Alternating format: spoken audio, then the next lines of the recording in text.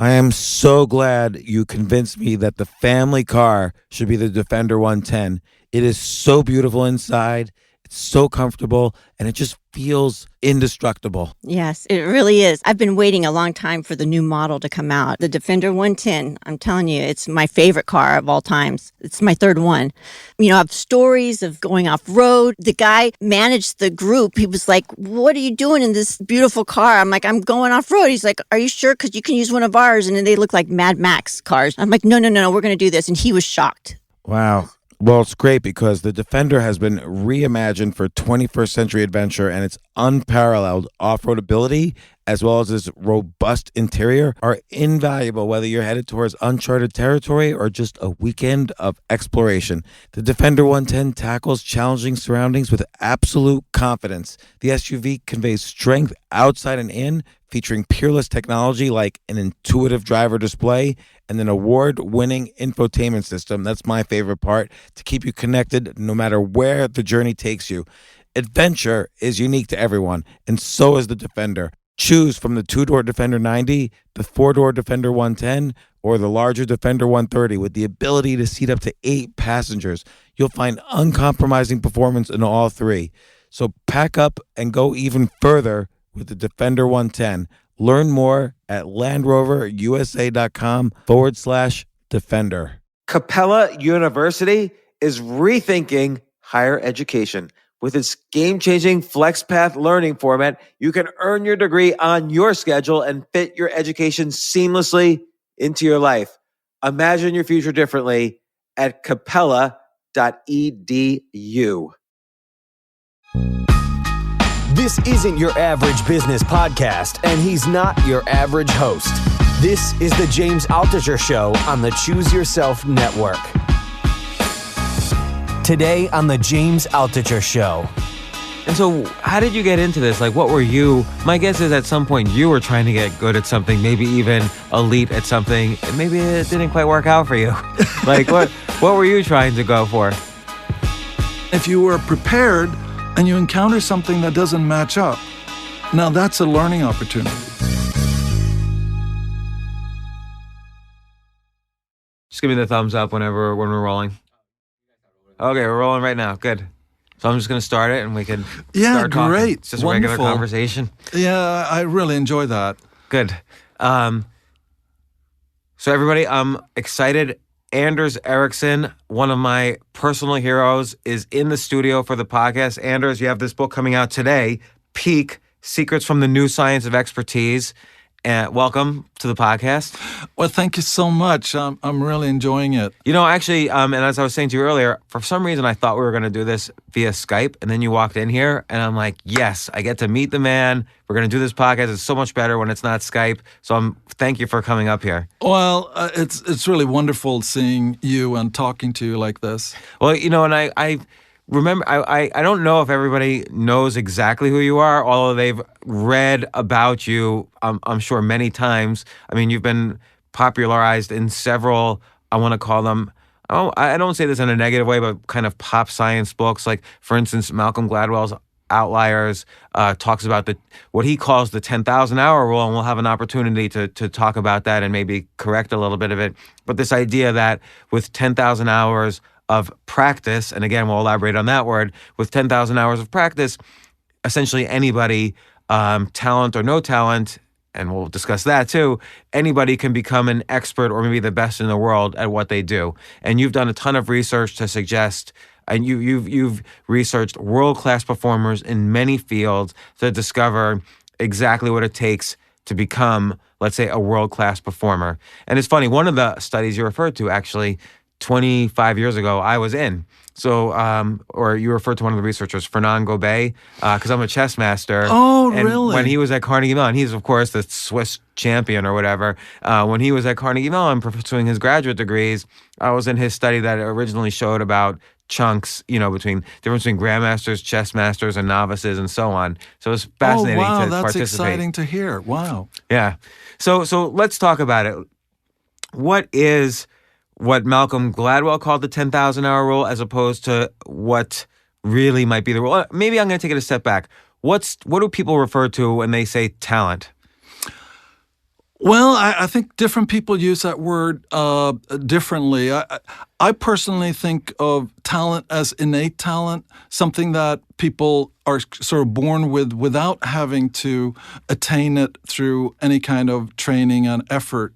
And I guess what I've been finding here, looking for kind of innate talent, and I sort of feel it's a little bit destructive in college students. They go out and look for what they're talented at, whereas I think, they would be much better off actually deciding on what they would want to become and then actually try to get there by, the kind of training that we've found to be effective for other people who've been very successful. So that's fascinating because a big question people in their 20s have is, how do I find my talent? How do I find my passion?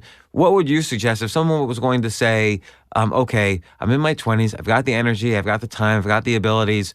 What should I pursue to become a world-class or an expert-class performer at? How would you kind of guide them to sort of find their area? You mentioned one guy, Dan, I forgot his last name, but Dan who decides just out of the blue, he's 30 years old, 31 years old, he's going to, out of the blue, put in his 10,000 hours on golf, and he's never even played golf before, and he wants to be a professional golf player, and he's well along the way. But how would someone find something to be to pursue? Well, what I'm fascinated by, and I think that some of these people have been sort of convinced here by some of our research that this idea here that as an adult, you're pretty much fixed. There's limit on what you can do. It's just not accurate. And I think in the book, we talk about this work on memory training. And I think what is key about the memory training is that the way you get better is not just by doing more of the same. So it turns out that mathematicians and other people who work with numbers all day long, they only have ability here to remember sort of up to about 20 digits.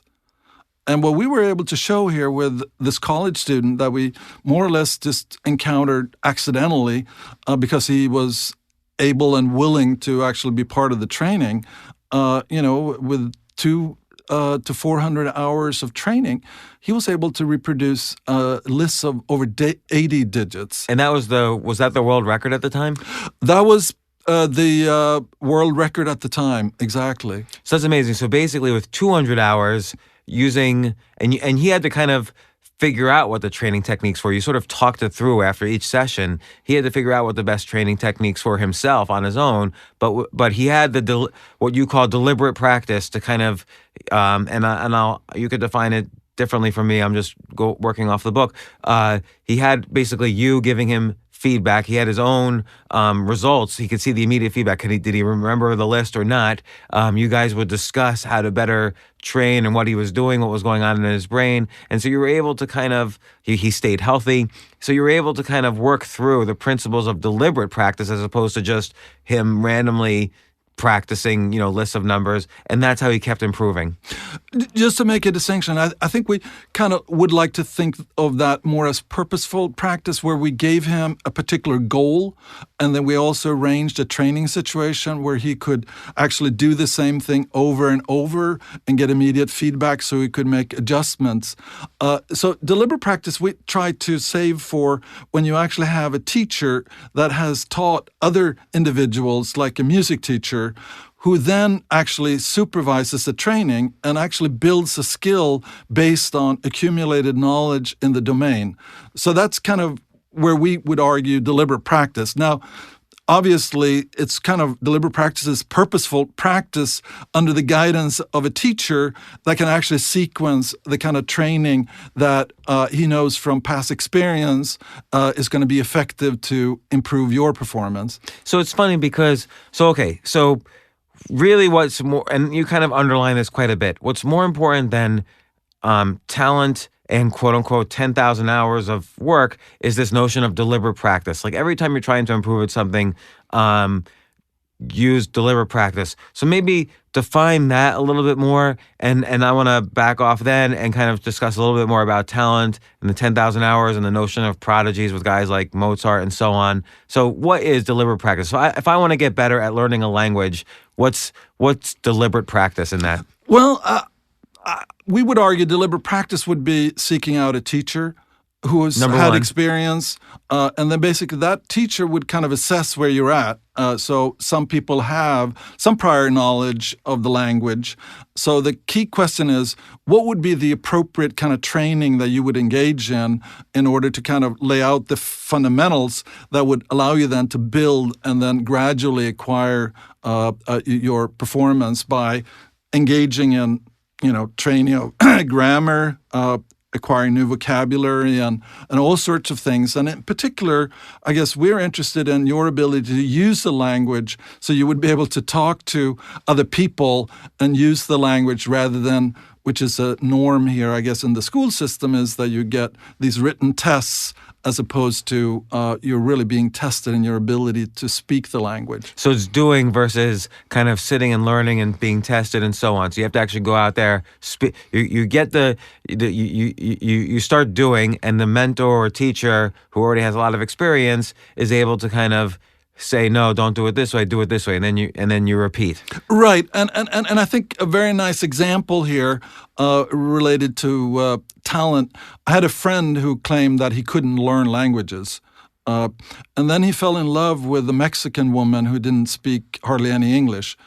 And he actually, within 6 months, was able to acquire, maybe not total proficiency, but a remarkable improvement of his ability now to speak Spanish. And I think what's interesting is that when you have a motivating factor like that, you're going to be basically now willing to do the hard things that are required to master the language. And if you contrast that with a student who's maybe studying a language that they don't even think that they're going to be using, that obviously is not the ideal situation to motivate them to do the hard things that will actually improve their language performance.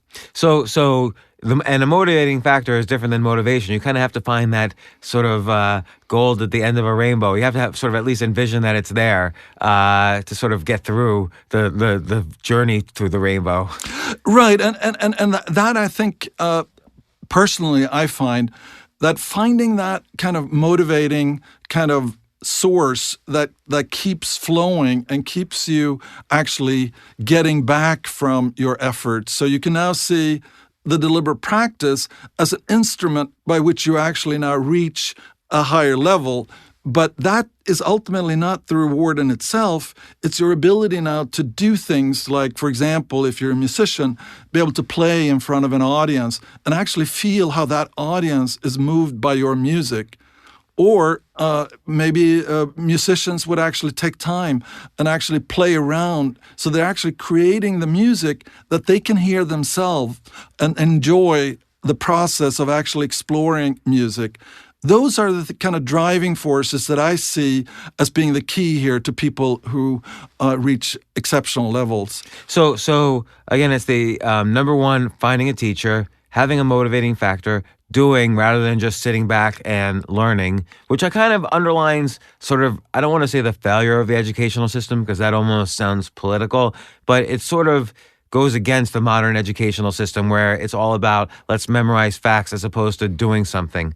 It's funny, like when I read a book, like let's say I read your book and then I always think the way to really retain the information from a book is if I go and tell someone, I just read this great book, here's the 5 things I've learned that's going to help improve myself. So that's what I do with a book like yours.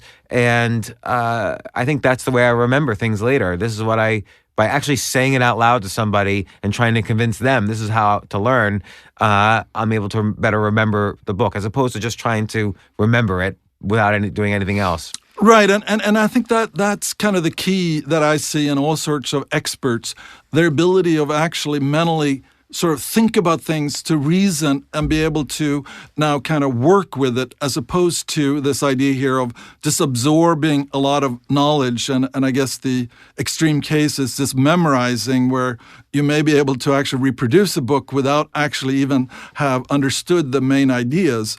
But I would argue that the real expert, they're extracting the main ideas exactly like you were talking about, and that make those ideas their own by relating it now to everything else that they know, and sometimes maybe even finding, things that that seems to be in conflict with your generalization. And then I guess that leads to more thinking and discussion. I think another big factor of the deliberate practice, if and correct me if I'm wrong, but what I get from the book is building almost, you don't quite refer to this way. You refer to what's called mental representations, but I want to say building a language out of whatever concepts you're trying to learn. So, for instance, let's say I'm trying to, the basic example that's the most direct, let's say I'm trying to learn how to memorize a string of letters. If they were just random letters, I might have a hard time remembering 50 letters in a row.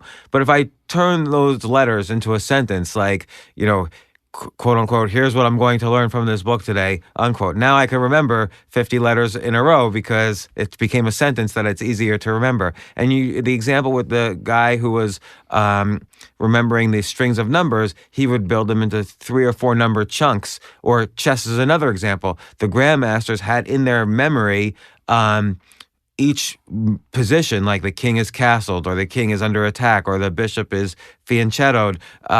They would build chunks, mental representations of bigger parts of the position, as opposed to just remembering where all the pieces were, which they actually couldn't even do better than a novice if they divided it up that way. Right, and I think there are just many different words, and I think language is just one way that actually shows that you've been able to sort of internalize it, so you can actually express what it is that you're seeing, and you can reason about it. And I guess some people think that language is a key factor here for, when you reason with yourself. One could also think about images as a way here of actually seeing patterns and being able to see how various things kind of link up to other things. And I think with the chessboard, thinking about how different kind of relationships between chess pieces now creates weaknesses and strengths. And so you memorize those weaknesses, the list of weaknesses and strengths, as opposed to all 64 squares on the board, and then you're able to reconstruct the position as they were able to do in these famous studies. Right. And so it's one thing to say, okay, I'm going to build mental representations, but what's the process of doing that now? And I guess you do that with an instructor. You do it over time. You apply yourself somehow. But what can kind of kickstart this a little more? Well, I think if we take chess, for example, I think one thing that and you're more of an expert than I am, but as you get better in chess, you're actually being able to sort of plan moves at a deeper level. So that kind of planning is happening in your head. It's not like you're allowed to move the pieces to see what happens when various moves are being made. And I think that kind of captures my idea of a representation as something that you can manipulate. And I guess we know that if you're a really good chess player, you don't really need a board. You can basically have it all in your head, and you can still sort of think through options, which I guess to me, illustrates this internalization. And the question is, how do you get to that point? I believe that planning and playing chess and actually seeing here and having some kind of feedback mechanism that tells you, did you see all the relevant things? And we found that playing through games against masters, almost simulating you're playing against what used to be the world's best players, then you can actually try to predict what the move is going to be. And now you can then compare your thinking with the move that was actually being made. And now that gives you some degree of feedback here, whether you actually were aware of all the relevant features that the world-class player obviously was aware of. Do you think in some cases where you, like again, we'll take chess as an example, or you could even take language if you have like a good language program, but like here, let's say if I go through games of masters and I sit and think, well, what would the master play next? And then you look at the next page and you see what the master played next. Do you think that removes as much of a need for a teacher? Like you can kind of virtually create a teacher for yourself that way? I think that's a very effective way of learning. I think if you work with the teacher would know all sorts of related maybe positions that had similar kinds of issues. So instead of working through the games the way you encountered them, the teacher would be able to kind of actually help you get 5 other similar kinds of situations that you could then basically be working on and sort of get the chance here, especially if you miss something, you would then be able to get another opportunity to kind of identify it and then consolidate the changes that you need to do in your thinking to be able to, next time you encounter a similar situation, be aware of those aspects that you maybe initially did not pay attention to. Well, a great example is you talk about the Polgar sisters, and I promise we'll get to an area other than chess in a second. But like so Laszlo Polgar wanted to basically test out his theories, which are similar to yours in some respects, and he basically said, "I'm going to have a bunch of kids, and I'm going to make them world class at whatever I want them to be world class at." And he was debating between tennis and chess. He decided on chess, and and they all became world class. 2 of them became, world champion level. It was unbelievable, really. 3 sisters in a row became the best female chess players ever. And from what I understand, he did give them, they had instructors among the best players in Hungary, but he did also give them thousands and thousands of chess problems, all like one after the other. They would be related to each other. Like, let's say 1,000 bishop takes knight to problems, and 1,000, rook and 2 pawns problems, and so on. And he would basically kind of clump these problems together so they became used to over and over practicing the same thing in similar situations. Yeah, I actually was fortunate enough to meet Laszlo Polgar. He's spending the winters in Miami these years, and he was telling me about. He kind of had a library of chess games that he actually had indexed these chess positions just for the purpose here that you were mentioning, that he would be able to pull out similar kinds of positions and actually present them as a more effective way of teaching his daughters, what the right move would be. How do you think he knew that was the right way to teach? So again, repetition on similar positions. And I want to say it's like almost like the Bruce Lee quote, and I believe you mentioned it. The Bruce Lee quote: "I'd rather fight the man who's practiced 10,000 kicks than the man who's practiced one kick 10,000 times." So showing that repetition on the same thing is almost more valuable for learning a skill. And I believe that it has to do with the depth. So if you actually are working on kind of a particular problem, you will actually now refine the way you're thinking about that problem. If you basically encounter new problems of different kinds, then it's much harder to get that sort of feedback cycle where you can attune yourself. So next time when you encounter a similar situation, you're prepared for it.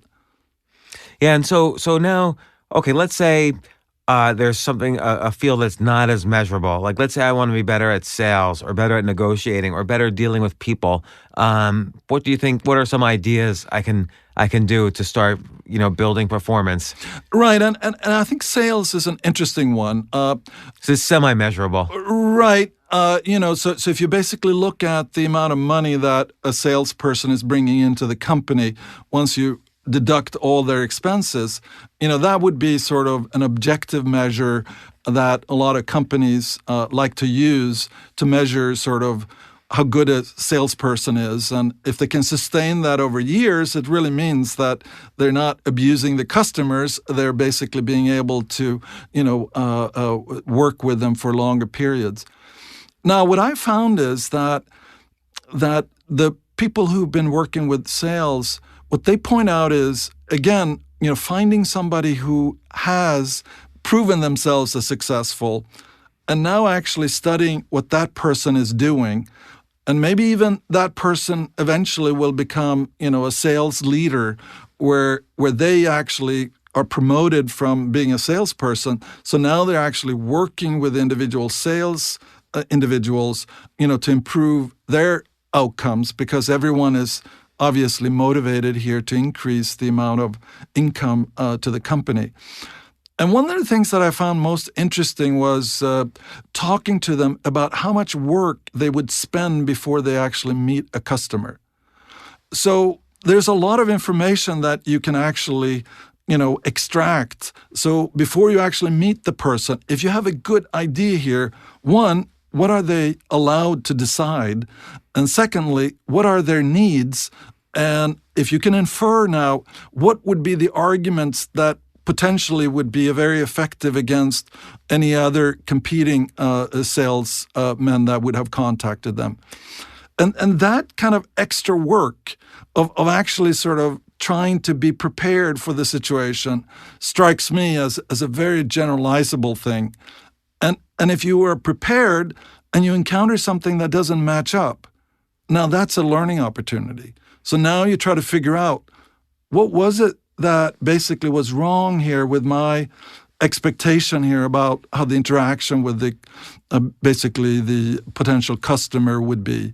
And so putting together an educational program on sales, it's almost like they could build a library of like 1,000 different sales situations, and some of them similar, some of them not so similar, and run kind of the sales trainees through each situation and correct them and modify them and have them try again on a similar situation and so on. Right. And if you could reconstruct actual events, I think that would be even more motivating to somebody to know, okay, so here you have the preparation situation, and what is it that you're planning to do? And then we actually have documentation about what happened in the sales event. So it's almost like now they know that one person actually had this opportunity and they did this, and basically here is the outcome that resulted from that. But I agree totally with this idea here of creating a library, and maybe sometimes you can videotape, maybe other times you can reconstruct it with actors. So basically individuals would have that kind of realistic experience. And then I think knowing that this actually happened just makes it much less an issue here about, did the teacher really know what's right? Well, here we have 10 cases that you can kind of experience, so you can kind of see what happened in those. So let me ask you this, like obviously, and this is you've talked about this quite a bit in the book, that maybe it's not necessarily 10,000 hours as Malcolm Gladwell put it, but like in this case of the sales, let's say someone did put together the ideal sales training program or language training program or whatever. How many hours of work? Like let's say I'm horrible at sales. I'm at baseline 0. How many hours of work do you think I would have to do this deliberate practice with an instructor who's really put together this library of situations, and I do repetition and I build these mental models of different situations? How many hours of work do you think I need to do to go from a 0 to a 10? Well, I love to be able to answer that question. Given that we don't have these libraries and we don't really have kind of a sales education that basically meets these criteria, I think it's going to be hard to give you any numbers. Is it different in every industry? Well, I would argue that maybe some of the best evidence that we have is from medicine, where you can actually now start where people are actually now incorporating sort of deliberate practice in the training. And one example that we talk about in the book is, so here's kind of the setup. You're performing a surgery with the supervising surgeons. So basically, if you make any mistakes, he will be able to stop you or correct them so the patient won't be harmed. But you videotape basically that surgery, and ideally it would be performed now by somebody who's training to become a surgeon. And then that videotape is then being analyzed. So you can actually pinpoint what are the things that actually could be improved.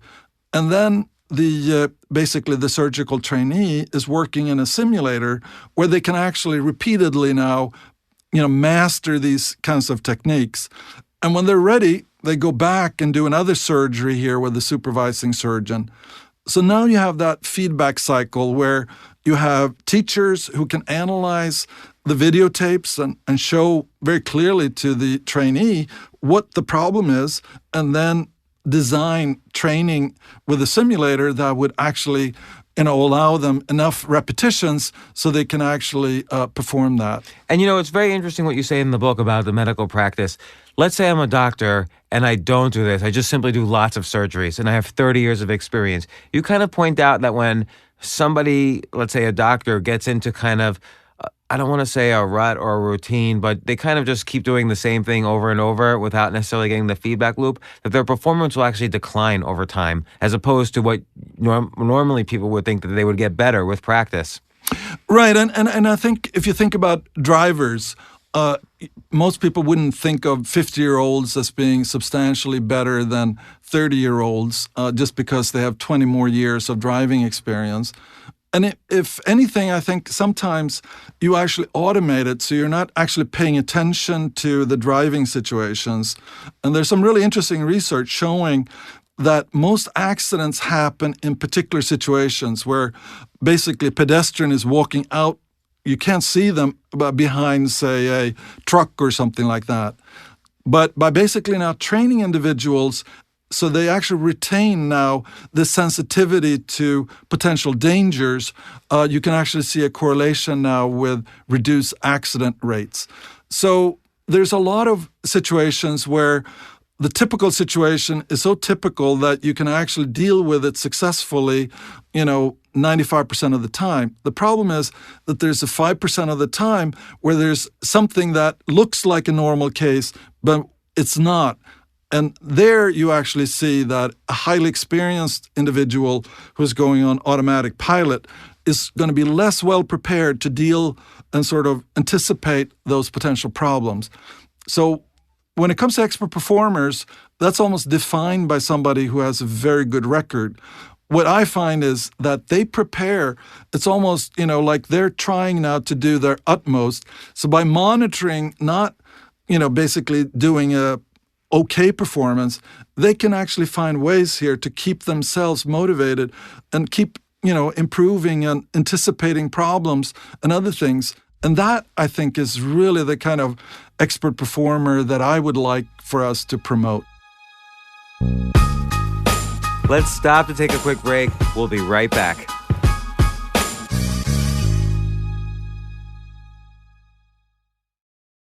You know what I love about fantasy sports is that even though I'm not going to be a great basketball player or a baseball player or a football player or whatever, I feel like I get to participate and make decisions and use my knowledge of these different leagues or these different sports to compete. So it's like I can pick my team or I can pick my favorite players and I could use my knowledge to make predictions and maybe even make money. So with the basketball season here, you can now pick combo projections across football and basketball from the Specials League on Prize Picks. This is a league created specifically for combo projections that include two or more players from different sports or leagues. Want to play alongside some of Prize Picks' favorite players like rapper Meek Mill and comedian Andrew Schultz, who's also been a guest on this podcast, and I've been a guest on his?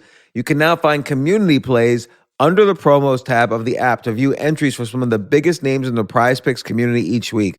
Look, Prize Picks even offers a reboot policy so that your entries stay in play even if one of your players gets injured. For football and basketball games, if you have a player who exits the game in the first half and does not return in the second, that player is rebooted. Prize Picks is the only daily fantasy sports platform with an injury insurance policy. What? So, I love playing it. I love anywhere where I can use analytical ability with my interests to demonstrate some skill and maybe make some money. And I like the game-like aspect. I do wish they had chess as a category on prizepicks.com, but I'll settle for what they've got. Maybe I should make my own fantasy chess league. But in any case, I love Prize Picks. Go to prizepicks.com/James. Use code James for a first deposit match up to $100. That's the easiest $100 you're ever going to make. So that's prizepicks.com/James and use code James. Daily fantasy sports made easy.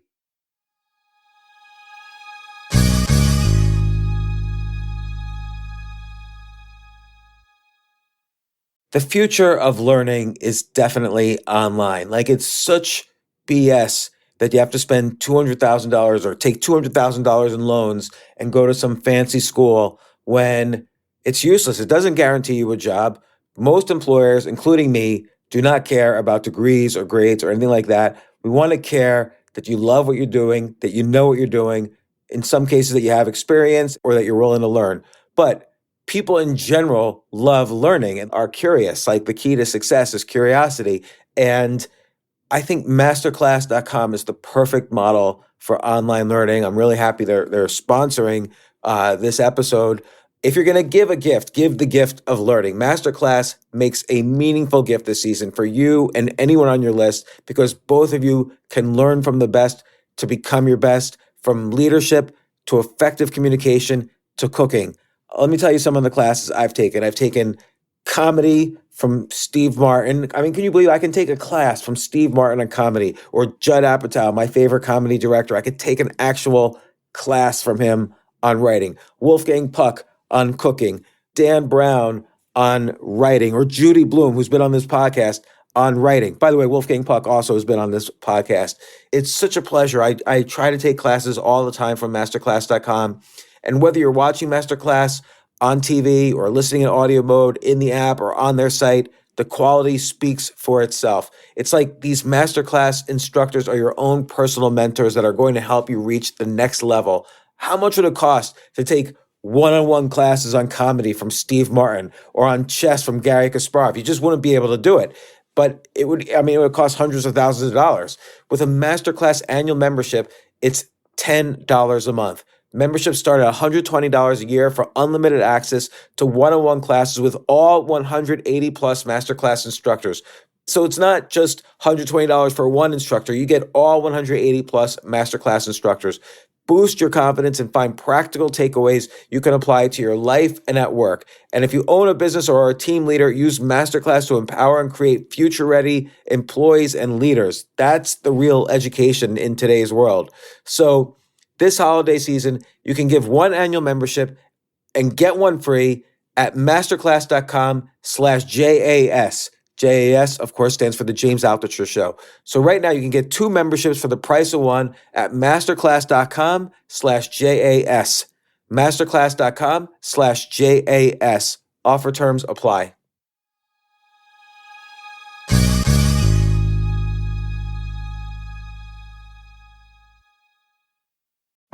You can cross your fingers and all your toes during a data center migration. You can knock on wood, pluck a dozen four-leaf clovers, or look to your lucky stars for a successful office expansion. You could hold your breath, shut your eyes, and say all the well wishes to help avoid cyber attacks. But none of that truly helps you.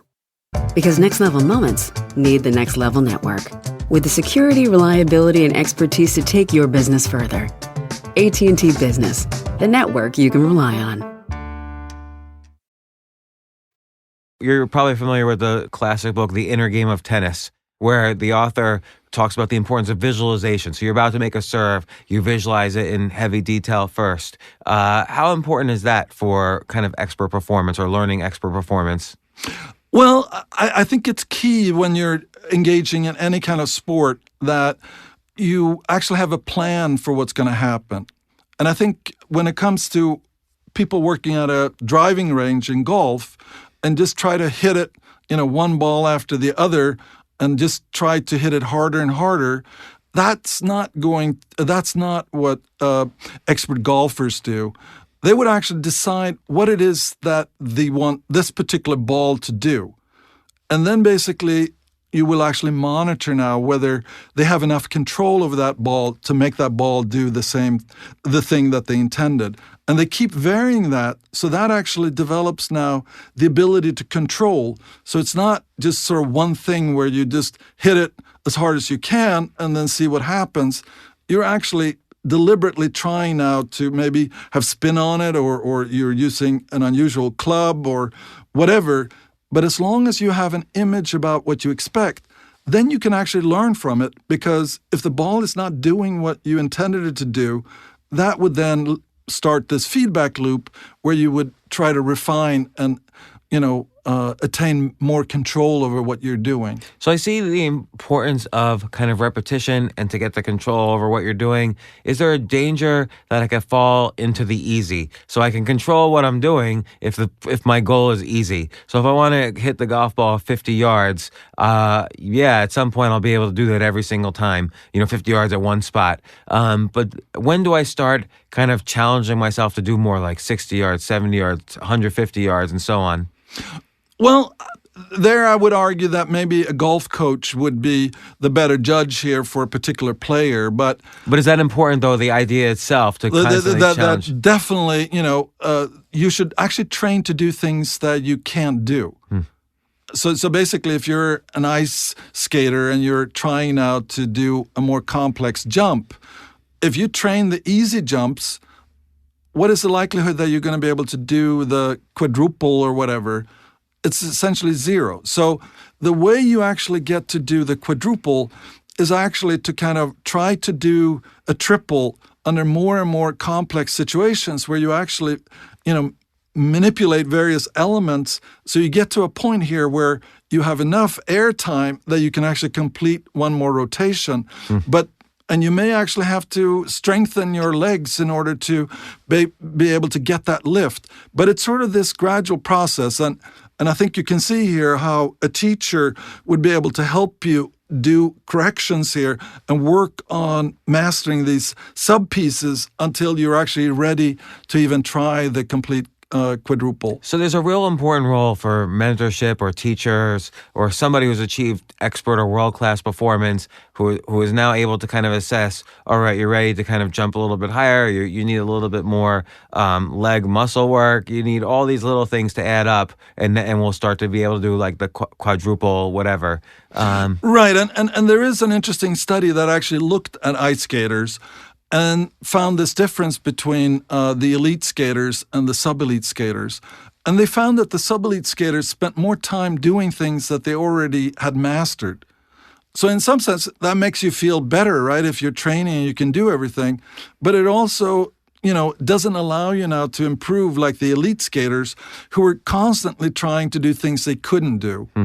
So it's that almost, was the main difference. That was one of the biggest differences. The elite were always aiming to do what they couldn't do, whereas the expert were mastering the same thing over and over. And they did master it, but they weren't doing what they couldn't do. Right, and it's not obviously black and white, Right. but there was a gradation difference.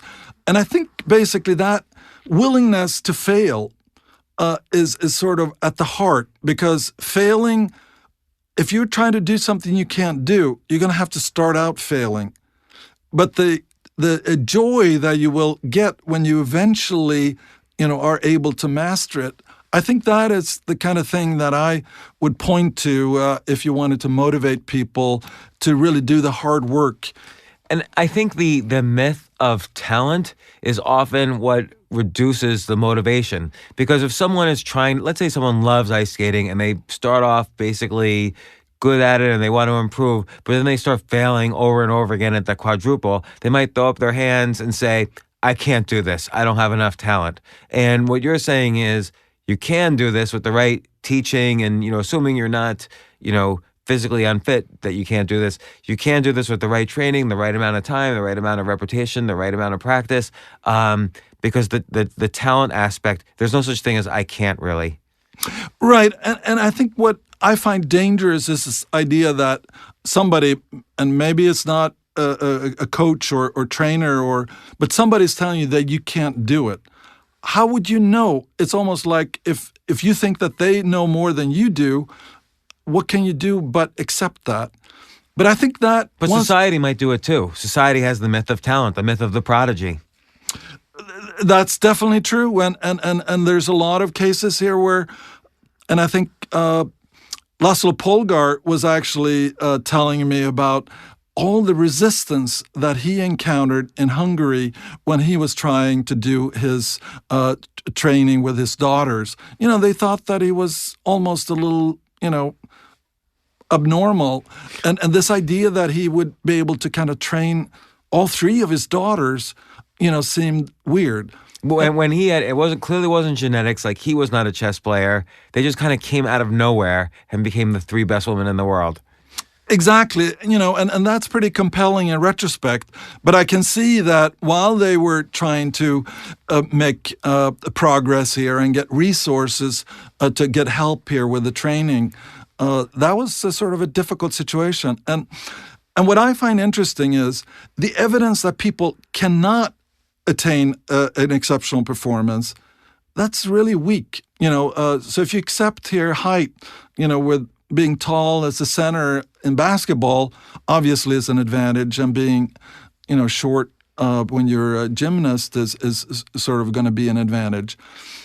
But beyond that, we don't really know of any individual genes that are necessary for somebody to succeed. So let's take, you had a lot of great examples about violinists that have been studied, and the world-class and you looked at violinists that were all in the same school, and then sort of analyzed which ones were going to end up being teachers, which ones were going to end up being kind of second-class performers, and which ones were going to be world-class performers. And there was one definite distinction between all three categories, which is the world-class performers had about, on average, 7,400 hours of practice by the time they got to school, and the teachers, while still excellent, or the future teachers, while still excellent, had about 3,800 hours of practice before entering the school. So it does seem like there is this, while it might not be talent, kind of driving them into this point of adulthood. How many hours of time they put in as a child did seem to be a distinguishing factor.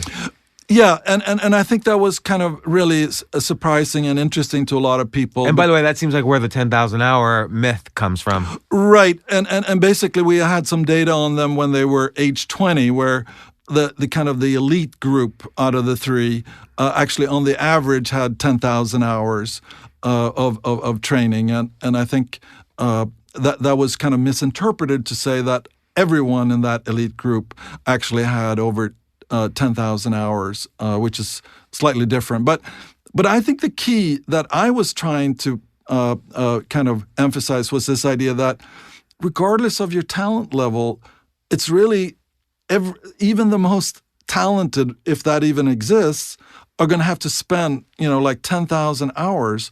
I mean, that's, if you look at it, that's a big chunk of time. And especially we know that they're investing maybe 4 or 5 hours a day, and that can't be, basically time when you're daydreaming.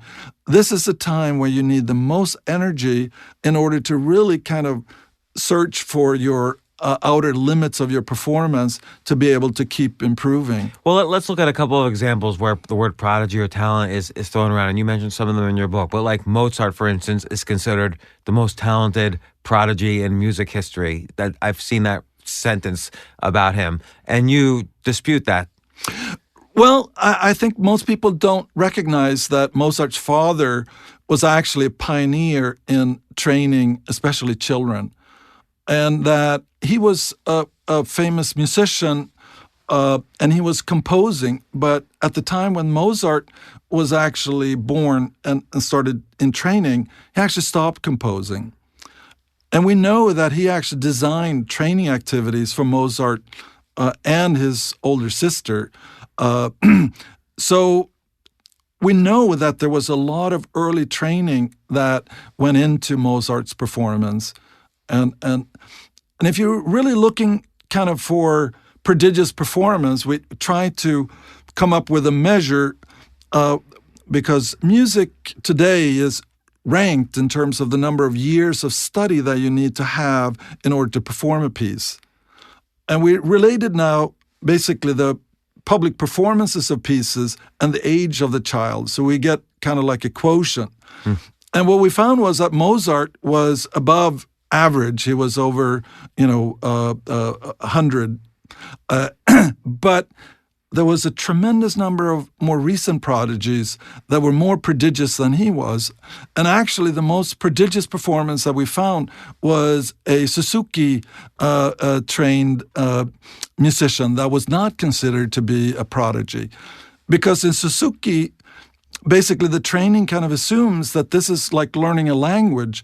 It's something that anyone can do if they're given the right kind of training, where the mother is actually using the same methods for teaching language as they're teaching now the music playing. Yeah, it's interesting because you also relate the development of perfect pitch to language acquisition. So you even mentioned how people who speak certain more tonal languages are better able to develop perfect pitch than, let's say, not atonal languages. So that was very interesting. Kind of how you were raised affects this ability that many people associate with either talent or no talent. Right, and I think the finding now is that you need to get training between ages 3 and 5 for any child to be able to acquire perfect pitch. And there's some recent work by a Japanese researcher that showed that all the children that he trained were able to basically attain it. But what about me? Can I get perfect pitch now? Like, I'm 48 years old. Can I do it? I have no perfect pitch right now. Right, and I think the developmental window between 3 and 5 really constrains adults from getting it. So obviously you're older than 5, and there is some adults who try to get it and they can improve their performance, but it doesn't seem to be the same. And they've now done research where they've scanned brains. And it seems that if you actually get that training early on, your brain will actually develop in a slightly different way. So it's a little bit like turnout in ballet and stuff like that, where it's really critical that you get the training during a particular phase of your development of your body and brain. And if you don't get that training, it doesn't seem like you're now able to reverse that. But there's so much other things that you can do that the number of things that we know are really developmentally constrained is relatively limited. So it shouldn't worry you because... For instance, surgery. Becoming a better surgeon probably isn't related to what age I was when I learned it. Basically, there's no evidence that I know of that suggests that. And so let's say, right now, like a lot of chess players, or I don't know if you've ever studied, this is not mentioned in your book, but have you ever looked at like a case like Magnus Carlsen, who's the best chess player in the world? He was probably the best chess player in the world at a very young age, maybe 12 or 13 years old. Was he a prodigy or of some sort? He started training really young, but many kids start training very young.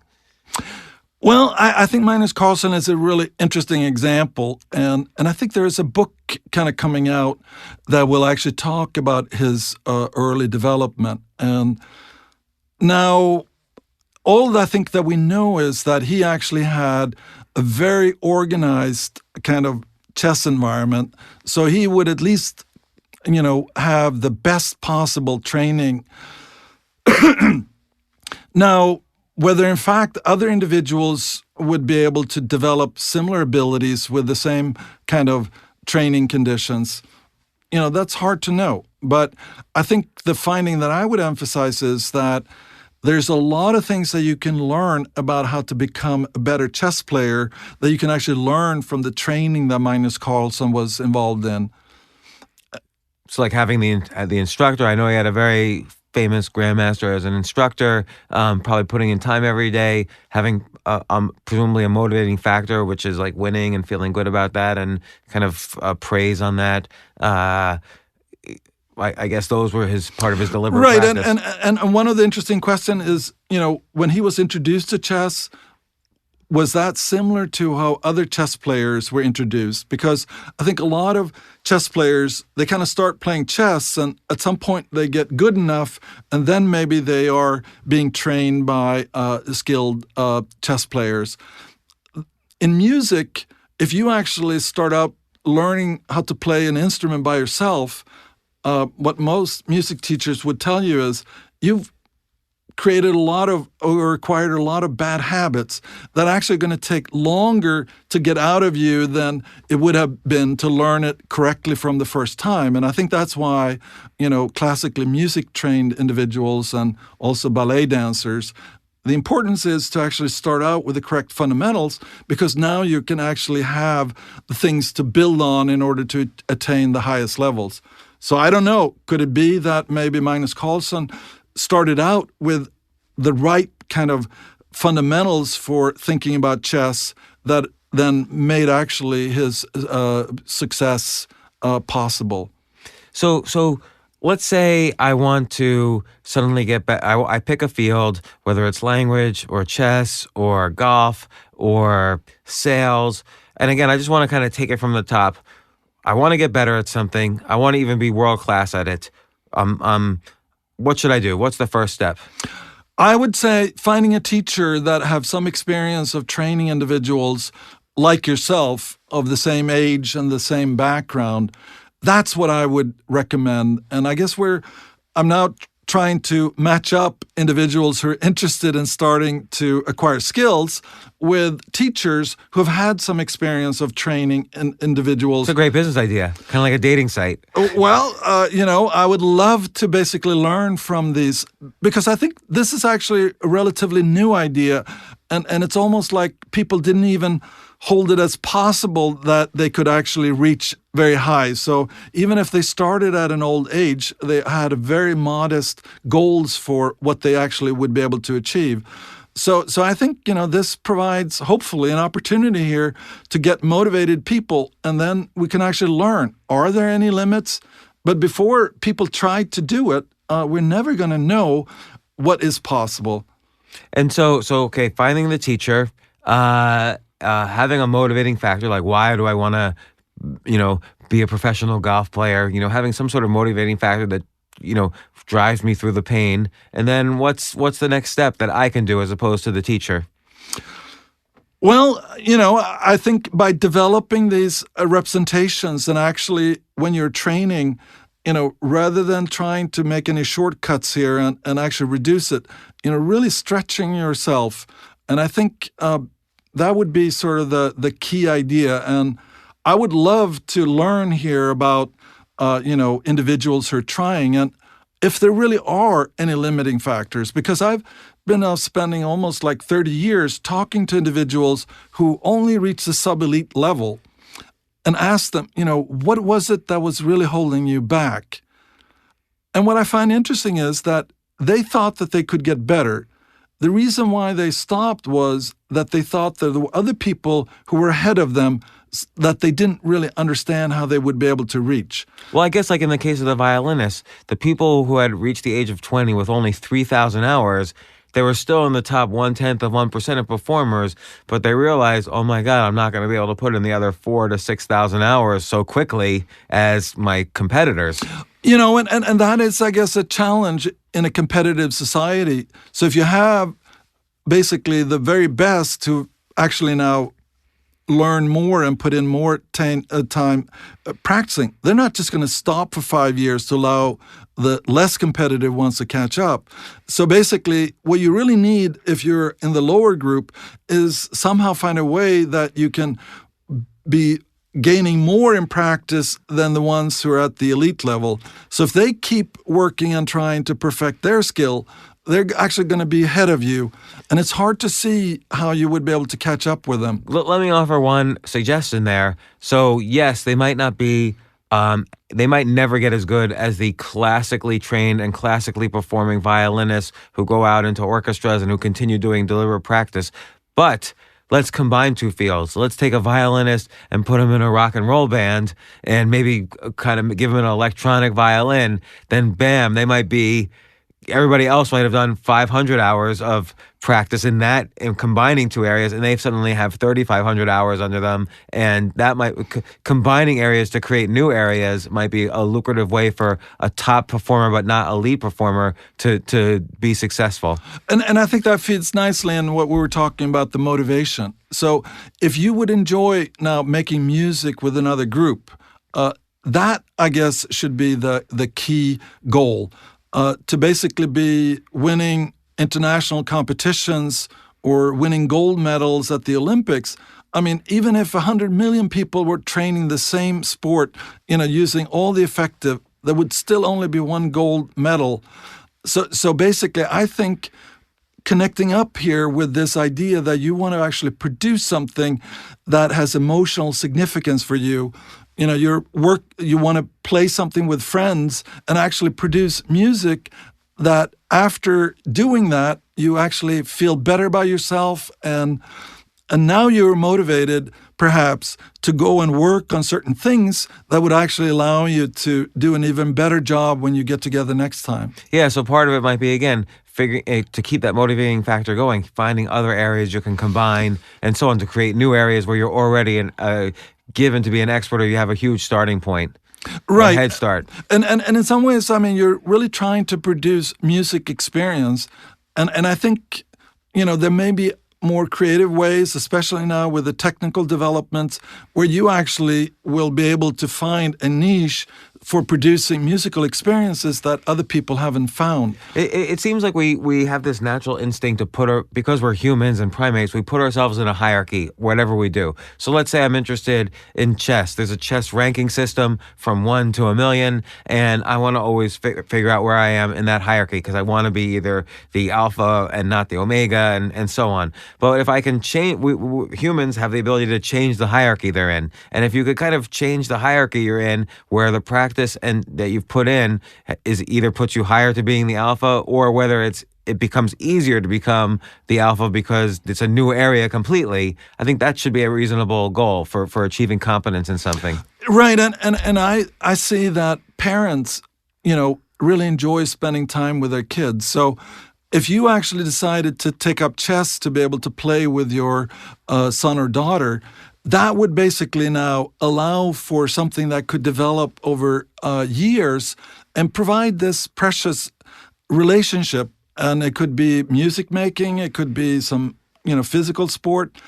But I think that kind of interaction between a parent and a child, especially when they're young, provides the child and also the parent with something quite unique that I think is really valuable, and that having a teacher that can help the parent now avoiding basically putting the child into learning situations where they are going to keep failing, because that's part of the teacher's job, is guide the student, up to the next level.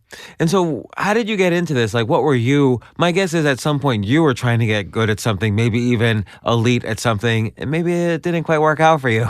Like, what were you trying to go for? Well, I think I was always interested in trying to understand what people that I admire, what they were thinking. So I had a phase in high school when I was reading a lot of biographies and basically trying to understand the trajectory of people who were successful.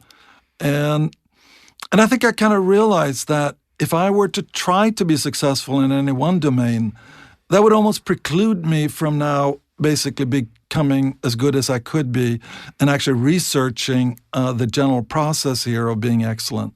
So what biographies were you reading? Well, I read about, Michelangelo and all the sort of Pasteur and all the sort of the famous kind of artists and scientists. And I just thought it was just striking, this kind of process that wasn't given as much emphasis on what they had to do in order to achieve their, eventually most recognized work. Well, it's interesting because you mentioned Picasso in the book, and we know him all from his, let's say, Cubist days where he was really kind of going out of the box. But the reality is he was also, before that, just learning the basics, was one of the best painters of his time, of the basics of painting and traditional styles of painting. And I think also another important thing is to learn, to master and become elite at the basics before sort of developing your own, or maybe that gives you the ability to develop your own point of view and so on. Yeah, I totally agree. And I think that creativity, knowing what other people have already done, if you want to do something new, it's going to be really helpful to master all the things that people have previously done, because then you're going to know when you're actually doing something that goes outside of what has already been done. And I think the kind of techniques that you will learn will also then help you, once you know what you want to do differently, to do it with the technical skill that will actually compel people and really make them see here what you've achieved. I mean, another great example in art is Andy Warhol. Like people know him again from his factory, where he didn't even work on many of his own art pieces that sold for tens of millions, but he was like in the 50s, he was like a master illustrator. He was the best illustrator in the advertising industry. Like he knew how to draw. And even though that wasn't what he became famous for later, like he knew the basics. Right, and I think that helps maybe some students realize the benefits of actually learning the fundamentals as a way of actually being able now to reach that level where you will be able to see how you can make a contribution that's different from what people have previously done. And what other, so obviously your book, Peak, is really important for understanding these components of deliberate practice. You break down the ideas of what talent is. You talk about the 10,000 hour rule. And by the way, the problem I've always had with the concept of the 10,000 hour rule is, let's say I suddenly am transported back to the 1800s. So with 21st century chess training techniques, within a year or two, I could be at the level of the world champion level in the 1800s in chess. Obviously, that can't happen now. But it's interesting, like, because training techniques in every field evolve as well to sort of shortcut, let's say, a prior century's 10,000 hours. So presumably, whatever it takes to become world class now, 100 years from now to get world class now might take only 1,000 hours. Right, and that's the reason why I think it's important to talk about absolute levels of performance. And one way that you could potentially test that in chess is to see whether people actually can pick the right move for a wide range of chess positions. So that would be basically objective without actually taking into account what the current level of chess is. And if we take sports, if you ran the marathon with the times that you could get a gold medal in the beginning of the Olympic Games, that would almost just get you in to be competing in the Boston Marathon. So basically, there's this change in the level of performance that people can do. So to really understand, this question here about what people can do, you need to sort of look at historically what people were able to do. And now you can see that, relatively normal, average people are able now to reach the qualifying time for the Boston Marathon. But they obviously, in order to win the Boston Marathon, you're talking about something that is really not, something that was even conceivable, 120 years ago. So what's, and this is kind of a little more meta, but what's the benefits of being elite? What if I'm happy to just qualify? Like 100 years ago, I would have been the world champion. Now I just barely qualify for the Boston Marathon. It's the same performance, but one would have made me elite in 100 years ago. Now I'm like, okay, I can get into the Boston Marathon, which is still great. It shows I have an incredible confidence, but that's it. So what's the benefit psychologically of being the best in the world as opposed to simply good and something that I understand the subtleties of and have mastered to an extent, but not achieved world class? Well, I think that's a very good question. And it gets back to this idea of what is it that would be motivating to you? And I believe that may be different, when you're 7 years old and when you're 12 years old and when you're 15 and when you're 18. And I guess if we're talking about marathon running, maybe you will peak in your late 20s. So there's this trajectory. And I'm not sure that the motivation that actually would motivate you as a, child to basically train endurance events is going to be similar to whatever it is if you're, good enough so you will actually be given resources to keep training at the more elite levels. So I think by really concentrating on the journey where, basically making sure that individuals are gaining something really important, like, for example, go out running with your parent or something, and being able now to sort of learn the value here of deciding on one thing that you're going to train and then actually see how you, by basically concentrated training, maybe you only need to do half an hour a day initially, but you can actually get that self-control of you being able to influence what you ultimately will be able to do. So it seems like well-being or happiness or whatever you want to call it might come from this state of improvement, and it turns out ability also comes from a state of improvement. Otherwise, as like in the medical practice, you could decline if you're not constantly trying to improve. So this state of improvement might be what contributes the most to happiness, as opposed to, yes, I'm number one or whatever. Right. And like it would be interesting if you had measured well-being somehow in the 3 categories of violinists that you had identified. Right. Although I find it a little hard, to understand what is it that people how do you actually get well-being? So we actually try to, look at the kind of behavior. And if you're willing now to invest in training that actually will ultimately allow you to reach even higher levels, then basically the satisfaction here of being able to maybe help patients, that is actually the thing that's going to drive you and also maybe make you feel good that that you actually did something beyond maybe what a normal doctor would be able to do. And so tell me, other than your book, Peak, which I recommend everybody read because I think now this is going to be the Bible of how to achieve peak performance, what other books would you recommend in the field that people could read? Well, I think it probably will depend on what are the activity that they might be the most interested, because I think there are some good books that are focused primarily on sports. There are other books that are looking more at economics and managerial sides.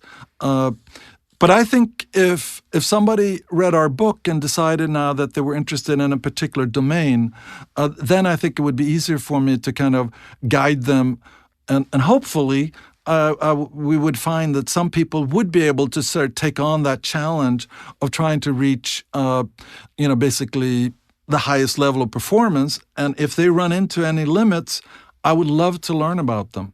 Excellent. Well, Anders Ericsson, author of Peak, Secrets from the New Science of Expertise.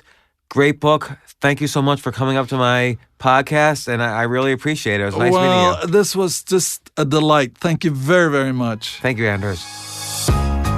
For more from James, check out The James Altucher Show on the Choose Yourself Network at jamesaltucher.com and get yourself on the free insiders list today.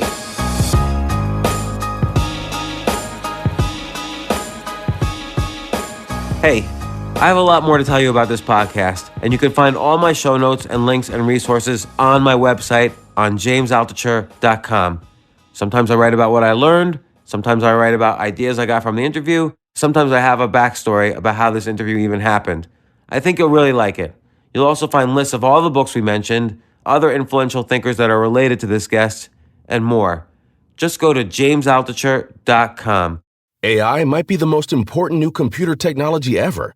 It's storming every industry and literally billions of dollars are being invested. So buckle up. The problem is that AI needs a lot of speed and processing power, so how do you compete without costs spiraling out of control?